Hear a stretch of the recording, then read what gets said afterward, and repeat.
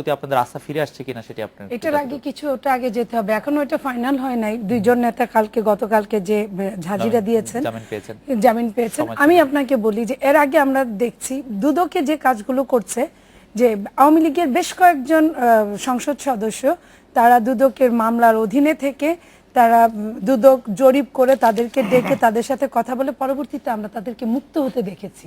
এটা একটা অভিনব চর্চা যে এই সরকারের আমলে যদি তারা মুক্ত হয়ে যায় তাহলে অন্য কেউ তাদেরকে ধরবে না। যেটা বিএনপির সময় যে ভুলটা হয়েছিল, যে বিএনপি সময় দুদক, ওইটা হয়তো দুদক তখন নতুন ছিল, কিছু করতে পারে না। পরবর্তী গভর্নমেন্ট এসে দুদককে ধরে নিয়ে যতগুলো মামলা হয়েছে সব তাই হয়েছে। এই সরকার বেশি বুদ্ধিমান সরকার, অতি বুদ্ধিমান, অপবুদ্ধিমান। এই কারণে হয়তোবা তাদের খালাস করে দেওয়ার জন্য আমরা এর আগে আনাকে দেখেছি, এর আগে তার আগে স্বাস্থ্যমন্ত্রীকে আমরা দেখেছি। পাশাপাশি যখন আমাদের শহীদুদ্দিন চৌধুরী এনির তার মামলা কিন্তু বহাল আছে, কিন্তু তাদের আওয়ামী লীগের এমপি মন্ত্রীদের কিন্তু মামলাগুলো আস্তে আস্তে এই জরিপের জন্য এটার মুক্ত চর্চা করতে গিয়ে দুদক কিন্তু তাদেরকে ছেড়ে দিচ্ছে। তার মানে দুদক একটা ওয়াশিং মেশিন যেখানে ময়লা কাপড় চোপড় দিয়ে তারপরে পরিষ্কার করে বের করে আনা হচ্ছে। মনে আমাদের একটা বিরতি নিতে হবে। বিরতির পর আমি আসলে বাবুভাই থেকে শুরু করব যে দুদকের যে আইনটি 2004 সালে করা হয়েছে এবং তারপরে যে দুদকের বিধি করা হয়েছে 2007-এ, সেখানে কি এরকম কোনো কথা আছে কিনা যে একবার দুদক মানে তদন্ত প্রক্রিয়া স্থগিত করলে পরে আর এটা কখনো খোলা যাবে কিনা, সেই ব্যাপারে আমি একটু জানতে চাইবো। আপাতত তো মানে আমি জানি না, মানে আপনারা আসলে একজন মানুষের 20 একর জায়গা দিয়ে 2008 সে নির্বাচন করলো, 2013 গিয়ে তার 3000 একর জায়গার মালিক হয়ে গেল রাতারাতি এই 5 বছরের মধ্যে। সেখানে দুদক তাকে ডাকতেই পারে, পরবর্তীতে কি হবে পরবর্তীতে, আপাতত তো সে স্বচ্ছ মানুষ হয়ে গেল। আমি অবশ্য বাবু ভাইয়ের কাছ থেকে জানতে চাইবো যে আসলে আপনারা দুদককে প্রভাবিত করে এই ধরনের কোনো স্বচ্ছতা সার্টিফিকেট দিচ্ছেন কিনা, এবং রেজা ভাইয়ের কাছে আমি একটু আইনের ব্যাখ্যাটা জানতে চাইবো। আমরা একটা বিরতি নিয়ে ফিরছি।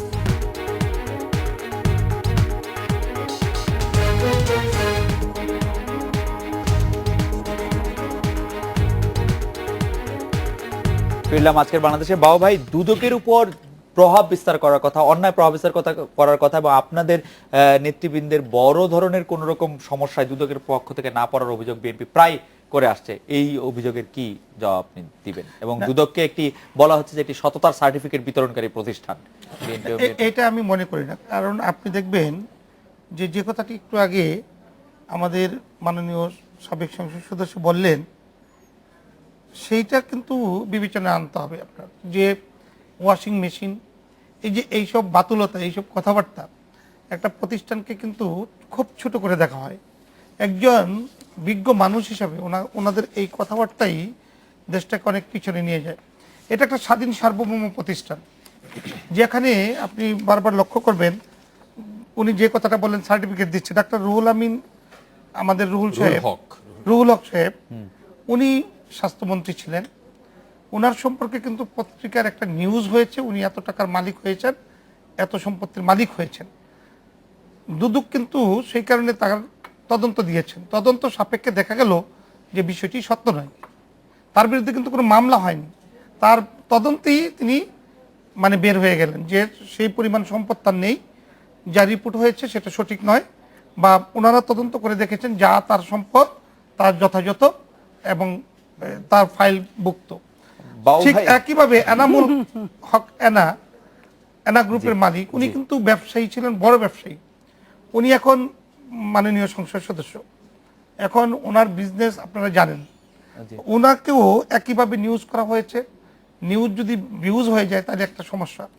এখানে তার বিরুদ্ধে কিন্তু এখনো তদন্ত চলছে, তাকে কিন্তু ছাড় দেওয়া হয়নি। আসলাম সাহেব, উনিও একজন বড় ব্যবসায়ী। বাবা, আমি কি এখানে একটু বলতে পারি, জনাব এনামুল হকের যে মামলাটি যিনি তদন্ত করছেন দুদকে, সেই অফিসারকে আমি ইন্টারভিউ করেছিলাম। তিনি আমাকে বলেছিলেন যে তাকে বিভিন্নভাবে হত্যার হুমকি দেওয়া হচ্ছে, প্রাণনাশের হুমকি দেওয়া হচ্ছে, এবং এনামুল হক সাহেবের কাছ থেকে তার কাছে বিষয়টি নিয়ে বেশ কয়েকবার তদবির করা হয়েছে বিষয়টি নিয়ে বসার জন্য, এবং তিনি প্রাণ ভয়ে একটি জিডি পর্যন্ত করেছেন। আপনি এগুলি কি ব্যাখ্যা দিবেন বলেন? না, আমি পরিষ্কার ব্যাখ্যা দিচ্ছি, আমার কাছে ব্যাখ্যা রয়েছে। জি, আমি মনে করি যে যিনি তদন্ত করছেন উনি যদি নিজেকে এত মানে ভীতসন্ত্রস্ত মনে করেন, রাষ্ট্র তো তার পাশে আছেন, তিনি কেন ভীতসন্ত্রস্ত হবেন?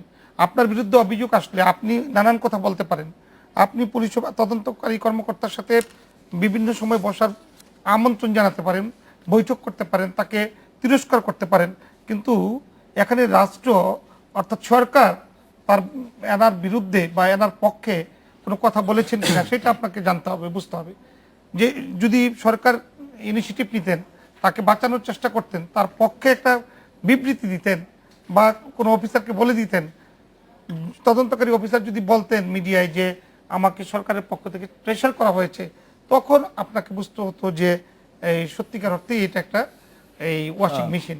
এখন বলতে হবে এইটা যে সরকার চাচ্ছেন দুর্নীতিবাজদেরকে ধরা হোক, যেই দলেরই হোক, যে দুর্নীতির বিরুদ্ধে একটি শক্ত অবস্থান নেওয়ার ক্ষেত্রে সরকারকে আমি জনাব মনিরুল ইসলামের কাছে আসছি। মনিয়াপা, আপনার কাছে একটি মেসেজ আসছে, সেই মেসেজটা অনেক এরকম যে ব্যারিস্টার মওদুদ আহমেদ দুর্নীতির জন্য জেল খেটেছেন, তাকেও বিএনপি মন্ত্রী করেছেন, এই ব্যাপারে আপনার বক্তব্য শুনতে চেয়েছেন, আপনি ইচ্ছা করলে ব্যাপারে বলতে পারেন। আমি একটু জনাব মনিরুল ইসলাম আপনার কাছে আসি, যে বিকল্প ধারার পক্ষ থেকে বা বিকল্প ধারার যে সভাপতি সাবেক রাষ্ট্রপতি অধ্যাপক প্রদ্যুৎ চৌধুরী বলেছিলেন যে অক্টোবরে বিকল্প ধারা বাংলাদেশ মাঠে নামবে, এরকম একটি ঘোষণা দিয়েছেন।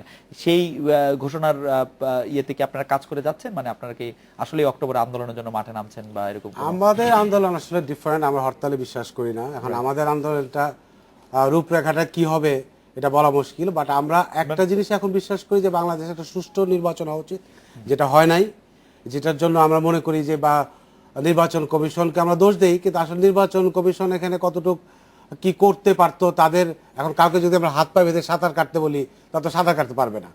সো এখন আমরা ডেফিনেটলি চাই যে বাংলাদেশে একটা সুস্থ নির্বাচন হোক। এটার জন্য আন্দোলনে অক্টোবরে যাওয়ার জন্য আমি জানি প্রস্তুতি চলছে, বাট এটার কোনো সুস্পষ্ট কোনো কিছু আমার জানা নাই।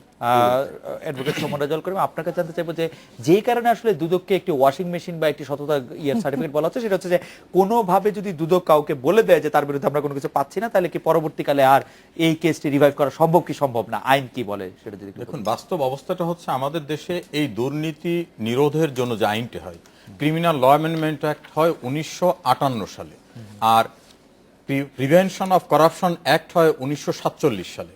পরবর্তীতে এসে 2004 সালে দুর্নীতি দমন কমিশন আইন যেটা হয়, এবং তার পরবর্তীতে এটার বিধি প্রণয়ন করা হয়। ক্রমান্বয়ে কিন্তু লকে ডেভেলপ করে একটা জায়গায় দুদককে একটা প্রাতিষ্ঠানিক জায়গায় নিয়ে আসা হয়েছে। আপনি যদি রাতারাতি সমস্ত কিছু আশা করেন, এটা সম্ভব না। এটা সপ্ত আসমান থেকে কোনো অ্যাঞ্জেল নিয়ে আসলে বাংলাদেশে সম্ভব না। তো লিগ্যাল ম্যাটারটার মাদার পজিশনটা হলো এরকম, কোনো মামলায় চূড়ান্তভাবে আদালতে সাক্ষ্য প্রমাণের মধ্য দিয়ে কেউ নির্দোষ সাব্যস্ত হলে আমাদের কনস্টিটিউশন অনুযায়ী দ্বিতীয় দফা তাকে ফৌজদারি মামলায় সোপর্দ করা যাবে না। কিন্তু যদি তদন্তের কোনো পর্যায়ে কারোর বিরুদ্ধে কিছু না পাওয়া যায়, অথবা অনুসন্ধানের কোনো পর্যায়ে কিছু না পাওয়া যায়, যেদিন পাওয়া যাবে সেদিন করে মামলা স্টার্ট করতে আইনে কোনো বাধা নাই। আমাদের অন্য আইনে দেখবেন মামলা স্টার্ট হওয়ার পরেই তদন্ত হয়ে চার্জশিট হয়, আর দুদক আইনে মামলা প্রথমে স্টার্ট হবে না, প্রথমে একটা অনুসন্ধান হবে। সেই অনুসন্ধানে যদি মনিয়াপা অথবা বাবুর বিরুদ্ধে কোনো এলিগেশন আসে, তাদেরকে ডাকবেন যে আপনার বিরুদ্ধে এই কমপ্লেইন আছে, আপনি এর জবাব দেন। বসবেন, সিটিং হবে, বারবার তিনি তথ্যপত্র উপস্থাপন করবেন, সবগুলোকে অ্যাসেস করবেন। অ্যাসেস করে যদি দেখেন যে প্রাইম এফিসি আছে, তখনই কিন্তু এফআইআর হবে। অন্য আইনে কিন্তু তা না, ওই আইনে কমপ্লেইন পেলেই এফআইআর হবে। কাজে প্রাইমারিলি যে এলিগেশন গুলো আসে সেটাই একেবারে প্রাইম এফিসি এস্টাবলিশড হয়েছে কথা বলা যাবে না। সেই জন্য যদি কাউকে প্রাইমারি ইনকোয়ারি করে বাদ দেওয়া হয়, তাতে বলা যাবে না দুদক মেশিনের মাধ্যমে আসছে। একটা দৃষ্টান্তের জায়গা দেখবেন, আমি একটু অ্যাসেস করে দেখেছি, বাংলাদেশের ইতিহাসে যতগুলি গভর্নমেন্ট আসছে, সামরিক বেসামরিক, কোন গভর্নমেন্ট তার সাকসেসিভ গভর্নমেন্ট ফর্ম করার পর 29 জন মন্ত্রীকে বাদ দেওয়ার মতো ঘটনা নজিরবিহীন বাংলাদেশে কোনোদিন রেকর্ড নাই। সেটা বাদ পড়ার ক্ষেত্রেও কিন্তু ওইসব লোকদের কারো দুর্নীতি হতে পারে, কারো অনিয়ম হতে পারে, কারো যোগ্যতাকে ডেভেলপ করতে পারে না। সাকসেসিভ কি আর কোনো গভর্নমেন্ট হয়েছে দুইবার পর পর? হ্যাঁ, এরশাদ সাহেব তো দীর্ঘদিন ছিল না, এরশাদ সাহেব তো সাকসেসিভ গভর্নমেন্ট, এরশাদ সাহেব গভর্নমেন্ট মানে এরশাদ তো একই গভর্নমেন্ট নয়। আবার কাউকে দেখবেন কোন একজন মন্ত্রীর বিরুদ্ধে কিন্তু সরাসরি একটা এমবাসি বলছিল যে উনি আমাদের কাছে ঘুষ চেয়েছেন, ডাইরেক্ট এলিগেশন, তাকে কিন্তু বাদ দেওয়ার মতো দৃষ্টান্ত আমরা দেখাতে পারি। আমরা সেই বাদ দেওয়ার মতো দৃষ্টান্ত দেখি না। সেই জায়গা থেকে দুদককে, আমি যেটা সংক্ষেপে বলছি যে দুদককে একেবারেই আমরা তুলোধনা করে প্রতিষ্ঠানকে ধ্বংস করা ঠিক হবে না, বরং যতটা ডেভেলপমেন্ট আমরা কোঅপারেট করতে পারি সেটা করা যথার্থ হবে। কোনোভাবেই ইনকোয়ারি বা ইনভেস্টিগেশনে বাদ পড়া মানে ভবিষ্যৎ থেকে দায়মুক্ত হয়ে যাওয়া নয়। মনিয়াপা, পশ্চিমবঙ্গের যে উগ্রপন্থী ও অসাধু চক্রের সাথে জামায়াতের নেতাকর্মীদের জড়িত থাকার অভিযোগ আসছে, কোনো কোনো ক্ষেত্রে কেউ কেউ দালিলিক প্রমাণও দেখাচ্ছেন, জোটসঙ্গীর এই অবস্থানে আসলে বিএনপি কি ভাবছে, বা আপনি একজন বিএনপির নেত্রী হিসেবে কি ভাবছেন? আপনি এই উত্তরটা দেওয়ার আগে কয়েকটা উত্তর আমার ছিল, যদি সেটা খুব- যদি খুব- একটু খুব- দিতে খুব দ্রুত যদি আপা একটু- যেমন দুদক নিয়ে যে কথাগুলো হলো, যে আমার ডাইনের আমার বন্ধু উনি বললেন যে সরকার প্রেসার করছেন কিনা। সরকার প্রেসার করতে হয় না, সরকার মুখ দিয়ে বলে দেয় না যে এটা করে দাও, সরকারের ইচ্ছায় অনেক কিছু ডিপেন্ড করে।